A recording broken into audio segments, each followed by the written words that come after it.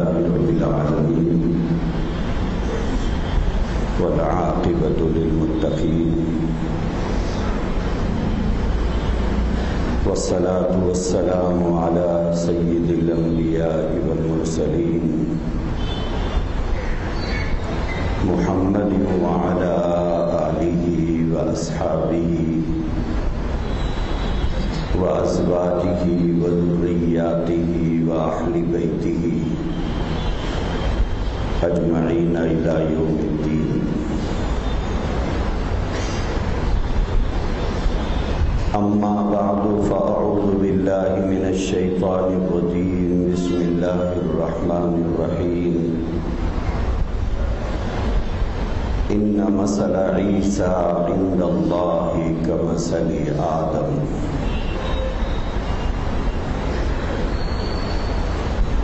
وقال النبي صلى الله عليه وسلم كيف أنتم إذا نزل ابن مريم فيكم وإمامكم منكم أو كما قال عليه الصلاة والسلام.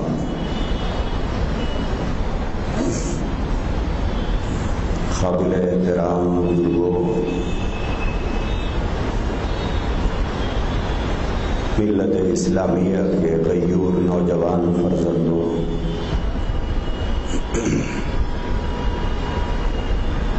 اور میری لائق احترام بہنوں،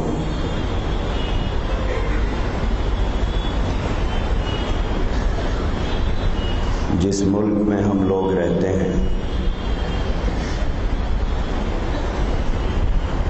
اس کے باشندوں کا حال بڑا عجیب ہے. اگر یہاں پر کوئی خدا ہونے کا دعویٰ کرتا ہے تو اسے بھکت مل جاتے ہیں، اس کو بندگی کرنے والے مل جاتے ہیں. اگر یہاں پر کوئی نبی ہونے کا دعویٰ کرتا ہے تو اسے امتی مل جاتے ہیں. اگر کوئی یہاں عیسیٰ ہونے کا دعویٰ کرتا ہے تو اسے حواری مل جاتے ہیں. اگر کوئی مہدی ہونے کا دعویٰ کرتا ہے تو اسے مقتدی مل جاتے ہیں. اگر کوئی جھوٹا پیر کھڑے ہو کر اپنی ولایت کا دعویٰ کرے تو اسے مرید مل جاتے ہیں. اس مٹی کی بڑی عجیب تاثیر ہے، اور اسی مٹی میں رہنے والے کچھ شاطر ذہن کے لوگ یہاں کی مٹی پہ رہنے والے ان انسانوں کے ساتھ بڑا عجیب کھلواڑ کرتے ہیں. سرے دست دوسری طرف رخ کیے بغیر میں سیدھے موضوع پر آنا چاہتا ہوں، کیونکہ آپ کے چہروں کی بےتابی بتا رہی ہے کہ آپ کیا چیز سننا چاہتے ہیں. عزیزان محترم، 2011 کی بات ہے.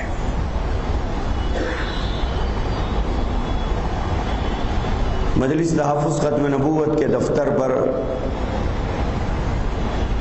مستقل فون آ رہے تھے کہ BHL کے علاقے میں ایک آدمی لوگوں سے یہ کہہ رہا ہے کہ حضرت عیسیٰ علیہ السلام آ گئے.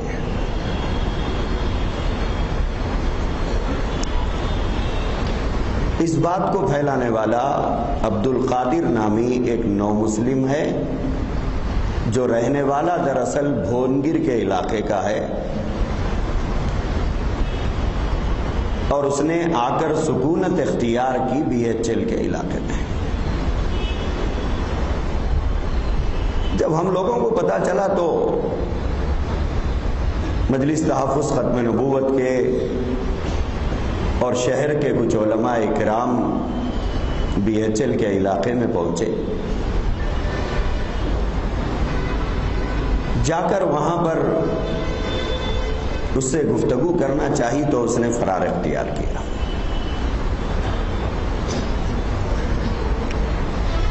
ایک مرتبہ 2 مرتبہ کے بعد بہرحال وہ شخص گفتگو کے لیے بہت بعد میں آمادہ ہوا اور اس نے اس بات کا اعتراف کیا ہے کہ حضرت عیسیٰ علیہ السلام تشریف لا چکے ہیں. وہاں پر تناؤ کا ماحول وہاں کے نوجوانوں میں اس شخص سے پیدا ہو گیا تھا. پھر اس علاقے میں ایک جلسہ کیا گیا 2011 سپٹمبر میں، اور وہاں پر نوجوانوں کو سمجھایا گیا کہ حضرت مہدی سے متعلق رسول اللہ صلی اللہ علیہ وآلہ وسلم کے ارشادات عالیہ کیا ہیں، اور حضرت عیسیٰ علیہ السلام کے نزول سے متعلق احادیث رسول اللہ صلی اللہ علیہ وآلہ وسلم میں کس چیز کا تذکرہ ہے.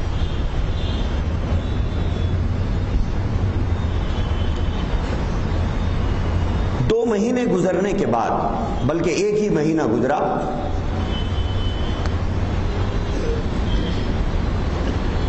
اکتوبر 2011 میں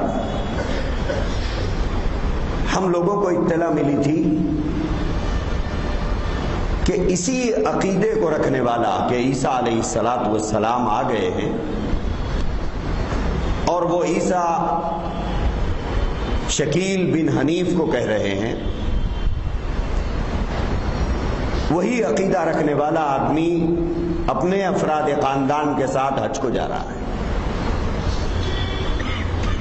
تو ہم لوگ مجلس تحفظ ختم نبوت کے ذمہ داران حج ہاؤس پہنچے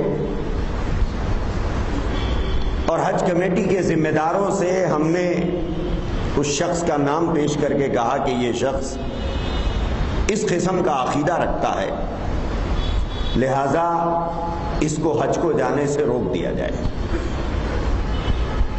انہوں نے کہا کہ صرف آپ کے کہنے کے اوپر ہم نہیں روکیں گے، ہو سکتا ہے کہ کوئی ذاتی اناد ہو، ذاتی عداوت ہو. ہم لوگوں نے کہا کہ آپ بلا کر معلوم کر لیجئے. تو حج کمیٹی کے چیئرمین صاحب نے اس شخص کو بلایا جس کا نام عبد الرؤوف ہے. اس کو بلا کر اس سے معلوم کیا کہ کیا آپ اس قسم کے عقائد رکھتے ہیں؟ تو اس نے کہا کہ ہاں میں رکھتا ہوں، میں عیسیٰ علیہ السلام کے نزول کا عقیدہ رکھتا ہوں، اور ساتھ میں میرا یہ عقیدہ ہے کہ وہ آ چکے ہیں.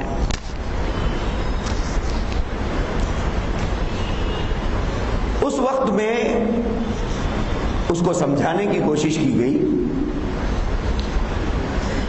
تو اس نے بالکل آمادگی کا اظہار نہیں کیا. اس نے کہا کہ آپ لوگوں کے عقائد غلط ہیں، آپ لوگ مسیح کے نزول کا انکار کر رہے ہیں، مہدی کے ظہور کا انکار کر رہے ہیں، لہذا میں آپ کو غلط سمجھتا ہوں اور میں اپنے عقیدے پر قائم ہوں. اس سے مطالبہ کیا گیا کہ آپ اس کو تحریری شکل میں دیں. تو اس نے تحریری شکل میں وہ ساری باتیں لکھ کر دی، اور وہ ساری احادیث جو حضرت عیسیٰ ابن مریم کے بارے میں اللہ کے نبی علیہ السلام نے ارشاد فرمائی، اس کو منسوب کیا شکیل بن حنیف کی طرف، اور کہا کہ میرا یہ عقیدہ ہے. حج کمیٹی کے چیئرمین صاحب نے اس مسئلے کو حج کمیٹی کے دوسرے ذمہ داران کی طرف لے گئے. خصوصیت کے ساتھ حج کمیٹی کے ممبران میں حضرت مولانا مفتی صادق محی الدین صاحب دامت برکاتہم بھی ہیں. تو یہ مسئلہ ان سے رجوع کیا گیا. انہوں نے بھی اس شخص کو سمجھانے کی کوشش کی کہ یہ عقیدہ تمہارا صحیح نہیں ہے، اسلامی نظریات کے بالکل خلاف ہے.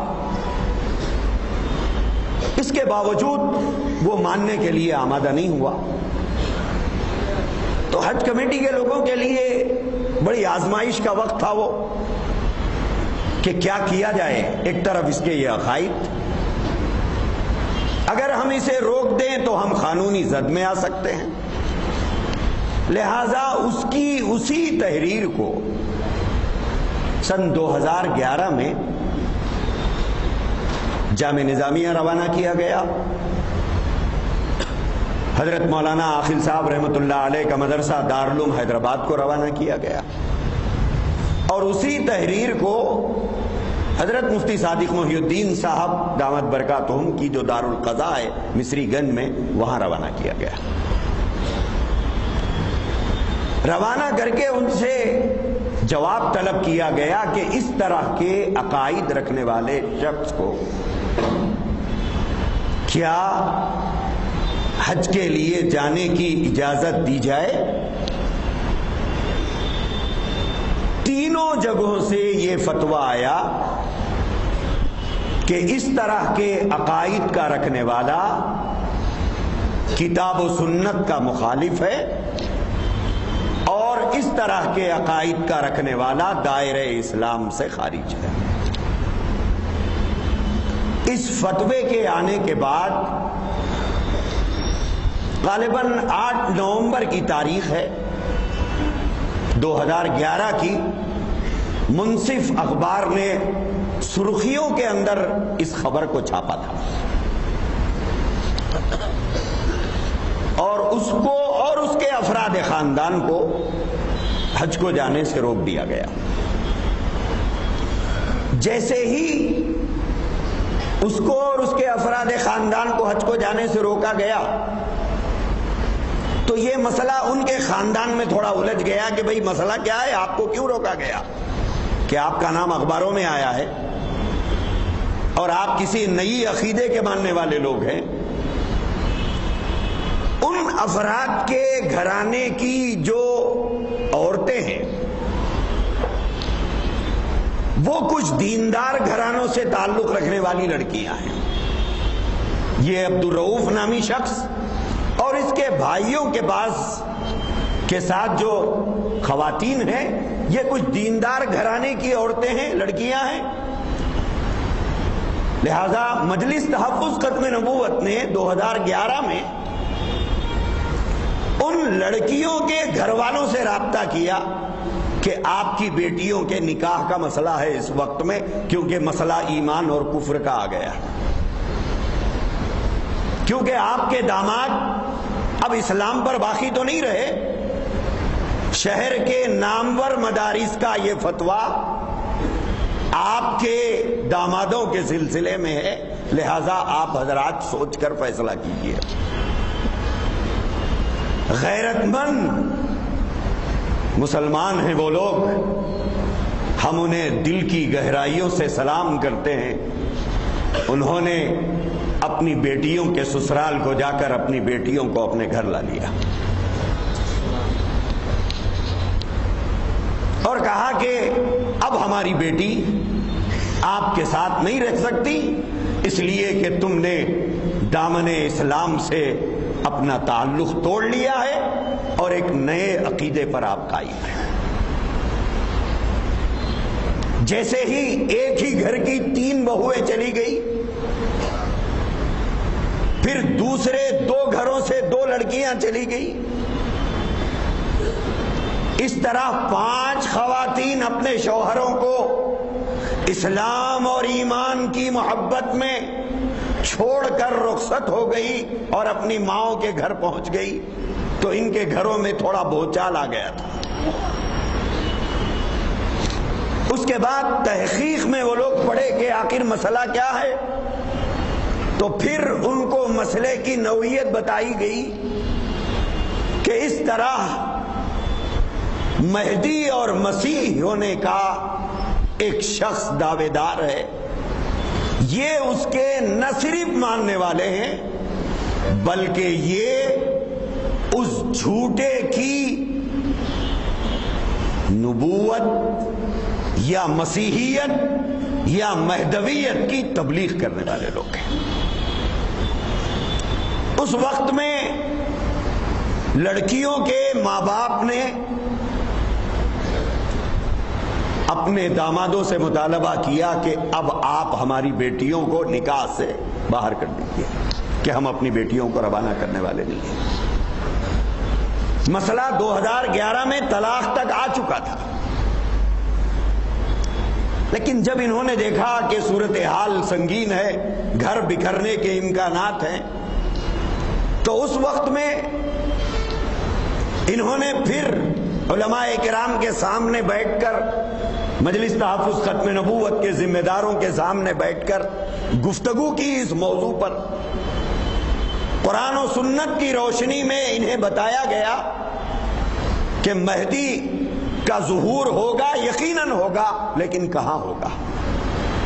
حضرت عیسیٰ علیہ السلام کا نزول ہوگا، یقیناً ہوگا، لیکن کس جگہ پر ہوگا؟ اس کے بعد ان لوگوں نے اعتراف کر لیا کہ ٹھیک ہے، ہم سے غلط فہمی ہوئی، ہم سے قصور ہو گیا، لہذا ہم توبہ کرتے ہیں۔ بی ایچ ایل کے علاقے میں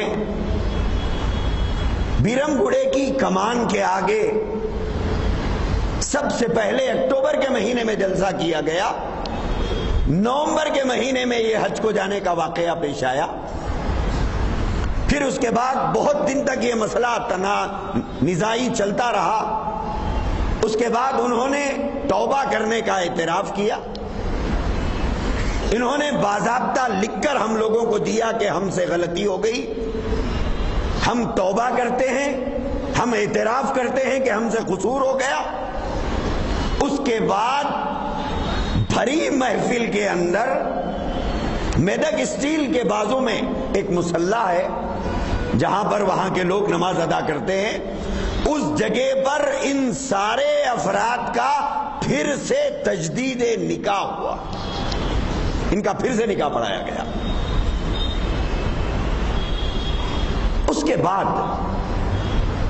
کچھ حالات نارمل ہو گئے تھے، کچھ حالات نارمل ہو گئے تھے۔ نومبر میں پھر کچھ اطلاع ملی ہم لوگوں کو کہ کچھ اور افراد ہیں سرگرمیاں کر رہے ہیں، تو پھر نومبر میں 2011 میں پھر ہم نے جلسہ کیا وہاں پر، اور پھر وہاں پر لوگوں کو سمجھانے کی کوشش کی۔ پھر اس کے بعد ایک فکر لاحق تھی کہ آخر اس کی جڑ کہاں پر ہے، اس کی جڑ کہاں پر ہے۔ مختلف علاقوں سے خبریں وصول ہو رہی تھی کہ 2 افراد وہاں ہیں، ایک فرد وہاں ہے، اطلاع ملی کہ بیدر کے علاقے میں پائے جا رہے ہیں، پھر اطلاع ملی کہ کچھ لوگ ظہیر آباد کے علاقے کے اندر ہیں۔ تو تحقیق کرنے پر پتا چلا کہ اس کا مبدا اصل میں اورنگ آباد کے اندر ہے۔ میں اور ہمارے مجلس کے مبلغ مولانا انصار اللہ قاسمی، ہم دونوں اورنگ آباد پہنچے۔ اورنگ آباد کے علماء سے ہم نے جا کر رابطہ کیا کہ بھئی ہمارے پاس اس طرح کا مسئلہ ہے،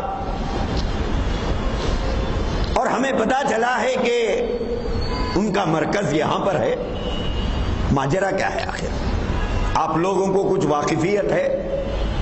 تو انہوں نے کہا کہ بالکل ہمیں واقفیت ہے، ہم آپ کو پورا واقعہ سنائیں گے۔ انہوں نے پھر ہم کو لے کر اس علاقے کی طرف گئے جو اس فتنے کا مرکز ہے۔ اورنگ آباد شہر جہاں پر ختم ہو جاتا ہے، اس کے بعد ایک سلم بستی ملتی ہے بہت بڑی،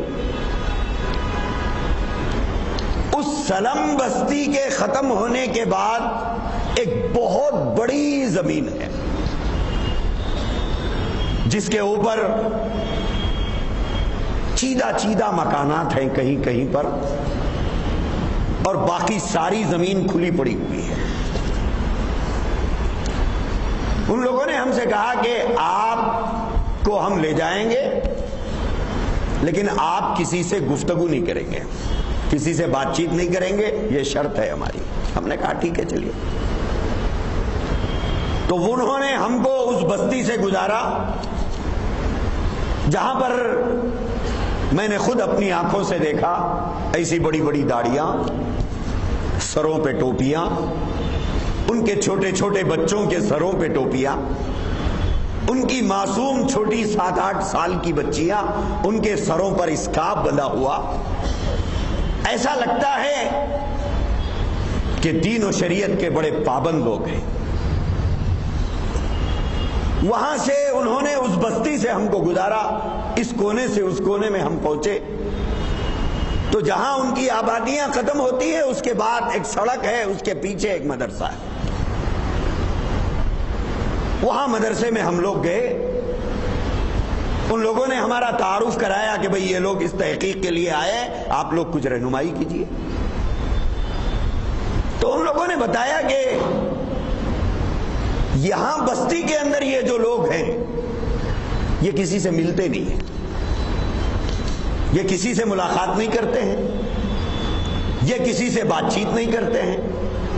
اس کی وجہ یہ ہے کہ اورنگ آباد کے لوگوں میں اور یہ شکیل بن حنیف کے ماننے والوں کا جو گروپ ہے، ان کے درمیان میں ایک زبردست جھڑپ ہوئی تھی اس دور میں۔ جو انجام یہاں کے غیرت مند مسلیوں نے کیا وہی انجام اورنگ آباد کے مسلمانوں نے شکیل بن حنیف کے ساتھ کیا 2011 سے پہلے۔ یہاں تو چھوٹا واقعہ ہوا ہے، وہاں بہت بڑا واقعہ ہوا۔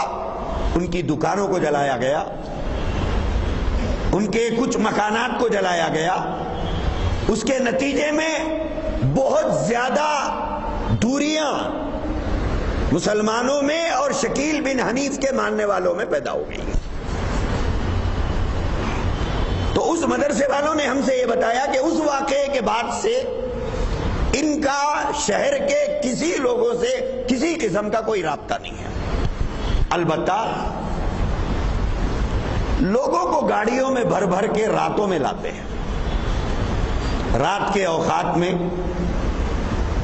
کچھ لوگوں کو یہ گاڑیوں میں لاتے ہیں، کوئی گاڑی وہ مکان میں گھس جاتی ہے، کوئی گاڑی یہ مکان میں گھس جاتی ہے، کوئی گاڑی وہ مکان میں گھس جاتی ہے۔ اس کے بعد کیا ہوتا ہے اس کی ہم کو کوئی خبر نہیں ہے، اس کی ہم کو کوئی خبر نہیں ہے۔ انہوں نے ایک جگہ کی طرف اشارہ کر کے بتایا کہ یہ ان کی عبادت گاہ ہے۔ اس کی شکل ایک کانفرنس ہال کی طرح ہے، ایک کانفرنس ہال کی طرح ہے۔ کہا کہ ان کے پروگرامز اسی میں ہوتے ہیں، وہ نماز اسی میں پڑھتے ہیں، وہ جمعہ اسی میں پڑھتے ہیں، اور سارے ایکٹیویٹیز ان کے اسی میں ہوتے ہیں۔ باقی کسی سے ان کا کوئی رابطہ نہیں ہے۔ 2011 کے بعد سے جب یہ تحقیق کر کے ہم واپس آئے، اس کے بعد ہم لوگوں نے ایک تحریر BHL کے علاقے میں اور ادھر کے قرب و جوار کے جو محلے تھے وہاں کے مسجدوں کے ذمہ داروں کے نام بھیجا، ان کو واقف کرایا کہ آپ کے علاقے میں اس طرح کا فتنہ رونما ہوا ہے، لہذا آپ لوگ چوکنا رہیے، شہر کے دوسرے علاقوں سے اس طرح کی کوئی خبر نہیں ہے، آپ کے علاقے کے بارے میں یہ خبر مل رہی ہے، لہذا آپ چوکنا رہیے۔ کیا کریں، بدنصیبی مولویوں کے اوپر الزام ہے کہ یہ لوگوں کو کافر ٹھہراتے ہیں۔